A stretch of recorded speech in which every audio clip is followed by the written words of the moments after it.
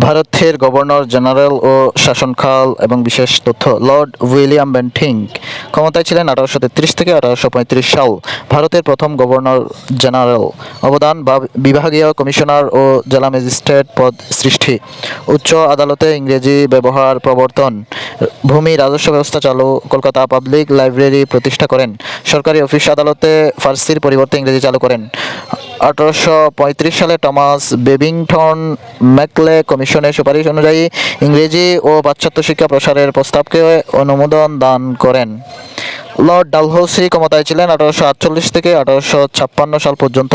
তিনি প্রথম Telegraph line স্থাপন করেন 1850 সালে, ডাকটিকিট চালু করেন 1854 সালে। দ্য হিন্দু উইডোজ রি-ম্যারেজ বা বিবাহ আইন প্রণয়ন করেন 1856 সালে। এই আইন প্রণয়নে আন্দোলন করেছিলেন ঈশ্বরচন্দ্র বিদ্যাসাগর।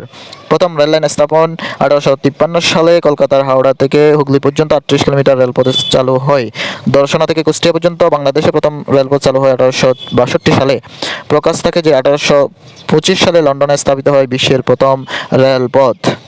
সত্য বিলোপ নীতি বা এভলিউশন অফ কপিরাইট পলিসি পরিচিত একটি সাম্রাজ্যবাদী নীতি। নীতির মূল কথা: ব্রিটিশদের শাসনাধীন যে কোনো আশ্রিত রাজ্যের রাজা ও পুত্রক অবস্থায় মারা গেলে এবং তার রাজবংশে কোনো উত্তরাধিকার না থাকলে সেই রাজ্য সরাসরি ব্রিটিশ সাম্রাজ্যভুক্ত হবে। লর্ড ক্যানিং ক্ষমতায় ছিলেন 1856 থেকে 1858।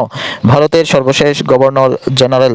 সিপাহী বিদ্রোহ দমন করেন। সিপাহী বিদ্রোহ 1857 সালে।